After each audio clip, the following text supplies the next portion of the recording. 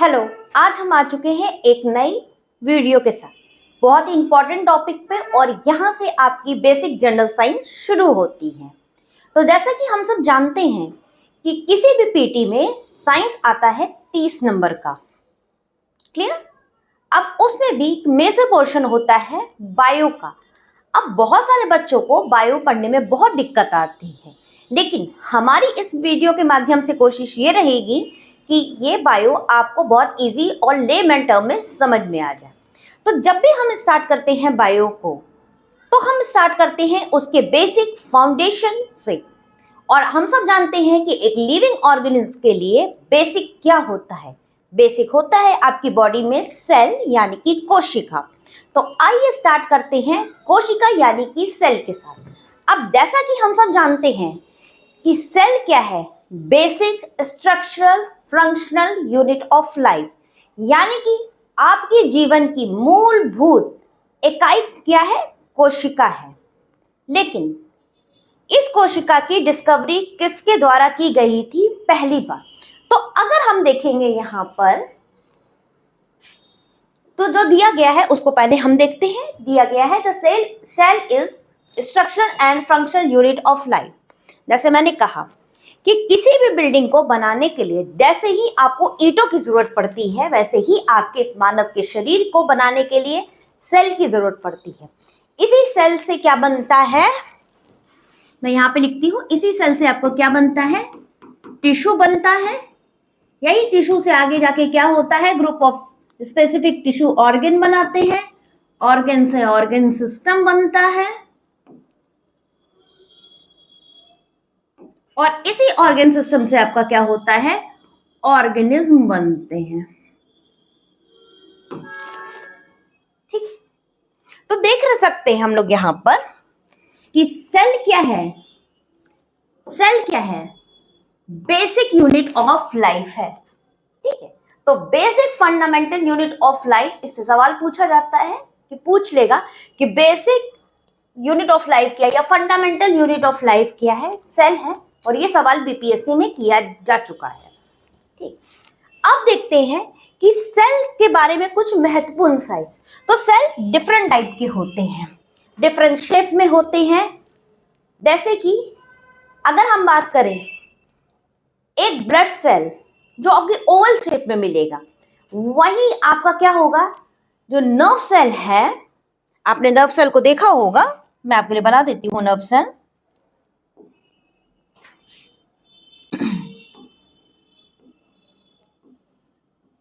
ये मैं एक रफ डायग्राम बना रही हूं आपके लोग के लिए, इस तरह से। ठीक है, ये डेंट्रिकल्स होते हैं इसके, ये डंडी एक्सॉन है, इस तरीके से आपका बनता है। बहुत ही गंदा बन गया, कोई बात नहीं। डिफरेंट टाइप के होते हैं। क्लियर? स्पर्म और ओवम क्या है, वो भी सेल है। दोनों का स्ट्रक्चर क्या है, डिफरेंट है।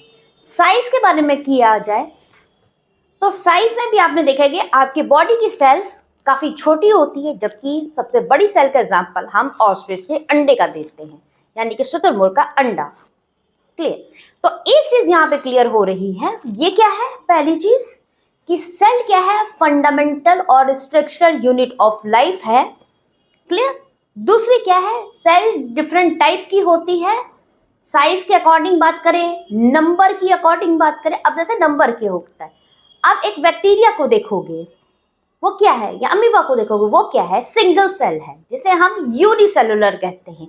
लेकिन आप कुत्ता, बिल्ली, पेड़ या हम लोग की बात करेंगे तो हम क्या है, मल्टी सेलुलर, यानी कि साइज में भी डिफरेंट है, नंबर में भी डिफरेंट है, एंड शेप में भी डिफरेंट है, जो कि अभी हम लोग जस्ट बात कर रहे थे।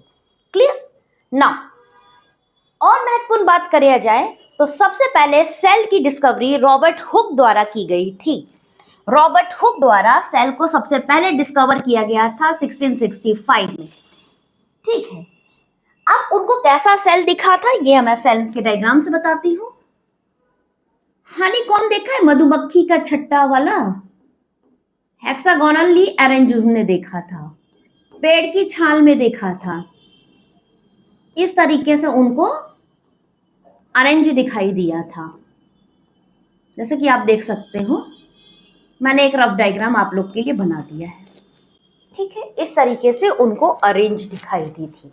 लेकिन यहाँ पे सबसे बड़ा फैक्टर क्या था कि जिसमें रॉबर्ट हुक ने सेल को डिस्कवर किया, वो जो सेल डिस्कवर हुई वो डेड सेल थी। इसलिए आप देख सकते हैं 1674 में लीवनहुक द्वारा डिस्कवर की गई फ्री लिविंग सेल।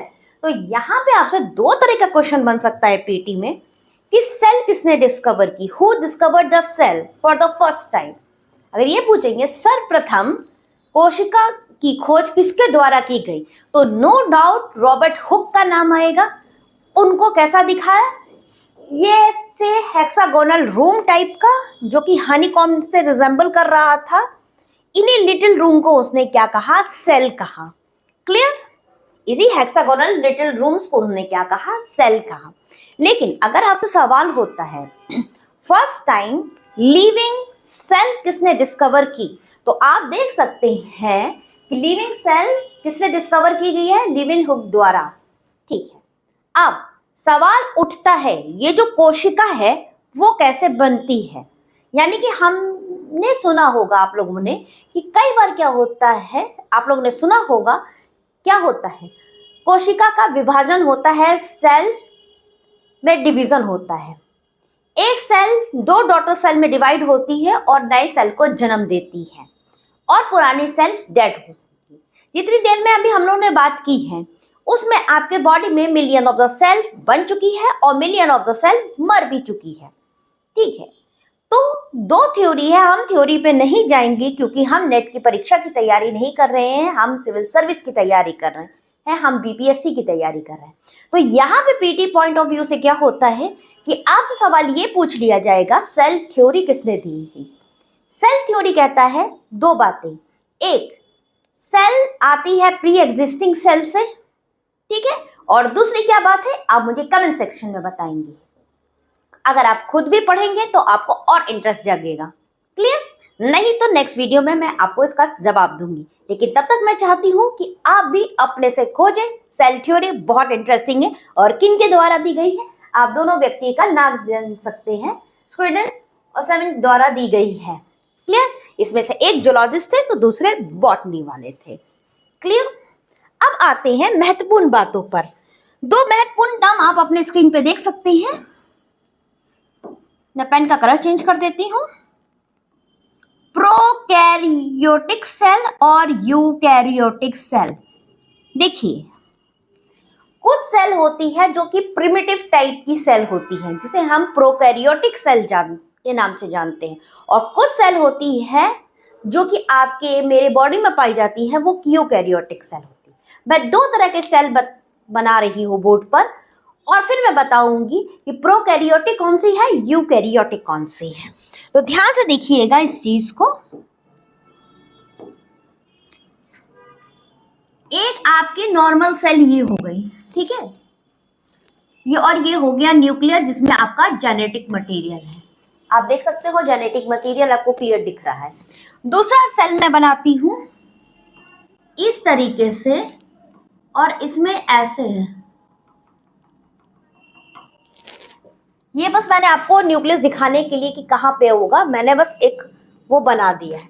अब आप यहां पे देख सकते हो कि यूकैरियोटिक सेल, मैं यहां पे लिख देती हूं, ये यूकैरियोटिक सेल है, ये वाली प्रोकैरियोटिक है,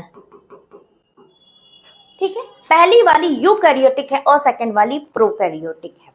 तो अगर हम यूकैरियोटिक सेल के बारे में बात करेंगे तो यहां पे आपको एक वेल डिफाइंड स्ट्रक्चर दिख रहा है, एक वेल डिफाइंड न्यूक्लियस दिख रहा है। दिख रहा है कि ये जेनेटिक मटेरियल जो है आपका वो एक वेल डिफाइंड न्यूक्लियस में है, और ये न्यूक्लियर मेम्ब्रेन है, और ये जो आपका जो ये है आउटर वाला है ये सेल मेम्ब्रेन है, और इसके बीच में भरा हुआ है साइटोप्लाज्म। इस तरह से साइटोप्लाज्म, आगे चल के हम साइटोप्लाज्म को देखेंगे, और इसी साइटोप्लाज्म में सेल ऑर्गेनल्स होते हैं, जैसे माइक्रोकॉन्ड्रिया हो गया आपका, गोल्जी एपरेटस हो गए, इंडोप्लाज्मिक रेटिकुलम हो गया, राइबोसोम्स हो गए, ठीक है। इस तरह के मटेरियल्स मिलते हैं। वहीं पे अगर हम लोग प्रोकैरियोटिक सेल्स को देखें तो यहां पे कोई भी डिफाइंड न्यूक्लियस नहीं है। क्लियर? तो आपका जो जेनेटिक मटेरियल है, जो कि डीएनए भी हो सकता है, आरएनए भी हो सकता है, वो नेकेड फॉर्म में है। तो प्रोकैरियोटिक्स का क्या मीनिंग होता है, यहां पे ध्यान से देखते हैं। प्रोकैरियोटिक का मीनिंग यहां पे होता है प्रिमिटिव, और कैरियोटिक यानी कि न्यूक्लियस, जिसमें प्रिमिटिव टाइप के न्यूक्लियस हो, यानी कि ऐसी सेल जो without a well defined nucleus हो, जो कि आप यहां पे देख रहे हैं कोई भी वेल डिफाइंड न्यूक्लियस नहीं है। यूकैरियोटिक सेल्स कैसे होता है, यू यानी कि वेल, कैरियोटिक यानी कि न्यूक्लियस, यानी कि ऐसी सेल जिसमें वेल डिफाइंड न्यूक्लियस हो, जो कि आप इसमें देख सकते हैं कि न्यूक्लियर मेम्ब्रेन भी अच्छे से डिफाइन किया गया है। क्लियर? तो यहां तक आपने समझ लिया है कि प्रोकैरियोटिक सेल क्या होती है, यूकैरियोटिक सेल्स क्या होती है। अब अगर हम अपनी बात करें या प्लांट्स की बात करें या फंजाई की बात करें तो 5 तरह के किंगडम होते हैं। ठीक है? Monera, Protista, Fungi, Plantae, Animalia. इसमें जो पहला है वो बैक्टीरिया का है, जहां पे प्रोकैरियोटिक टाइप की आपको सेल मिलती है, बाकी में आपको यूकैरियोटिक टाइप की सेल मिलती है। इस बात को ध्यान में रखिएगा। अब हम लोग आगे की तरफ बढ़ते हैं।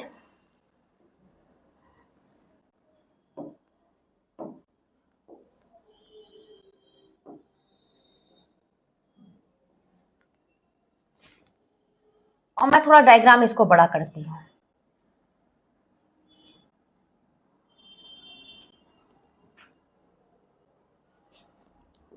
सेल स्ट्रक्चर जो हम लोग देख रहे हैं वो है एनिमल सेल स्ट्रक्चर। ठीक है? अब इस एनिमल सेल स्ट्रक्चर में आप देख सकते हैं कि यहाँ पर गोल्जी एपरेटस दिया हुआ है, जिसका फंक्शन अभी हम लोग देखेंगे थोड़ी देर में। गोल्जी एपरेटस, ये आपके प्लाज्मा मेम्ब्रेन है, ये छोटे छोटे यहाँ पे सेंट्रियोल्स हैं, ये लाइबोसोम्स है, जिसको सोसाइडल बैग भी कहते हैं। ये सवाल पूछा जा चुका है कई बार बीपीएससी में कि which part of the cell is called suicidal bag. हम लोग रीजन जानेंगे कि उसको सोसाइडल बैग क्यों कहा जाता है। उसके बाद आप यहाँ पे छोटे छोटे देख सकते हैं राइबोसोम्स होते हैं। Power house of the cell, ये भी पूछा जा चुका है, power house of the cell. ठीक, माइक्रोकॉन्ड्रिया, ये भी बहुत फेवरेट क्वेश्चन है आपकी बीपीएससी का। Rough endoplasmic reticulum, smooth endoplasmic reticulum, nucleus, ये बीच में आप देख सकते हो न्यूक्लियस है, न्यूक्लियस को कवर कर रहा है न्यूक्लियर मतलब। ठीक है? और ये जो लिक्विड वाला स्ट्रक्चर है वो क्या है, साइटोप्लाज्म, जिसके बारे में हम लोग थोड़ी देर पहले बात कर रहे थे। तो ये आपके क्या है, इंपॉर्टेंट सेल ऑर्गेनिज्म है। क्लियर? अब अगर हम लोग थोड़ा सा इसको कंपैरिजन करें एनिमल सेल और प्लांट सेल को, तो अब यहाँ पे देख सकते हैं एनिमल सेल और प्लांट सेल में बहुत ही कम डिफरेंस है, जिसको हम लोग बाद में भी डिस्कस करेंगे।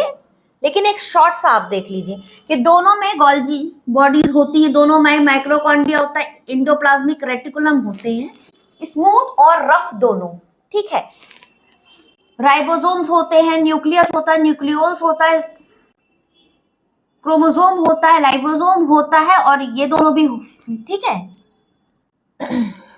इसके बाद आप यहाँ पे plasma membrane of cell membrane देख सकते हैं।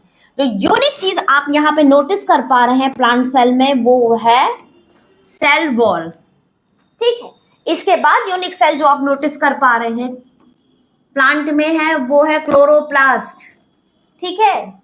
जो क्लोरोफिल होते हैं वो क्लोरोप्लास्ट में ही बनते हैं।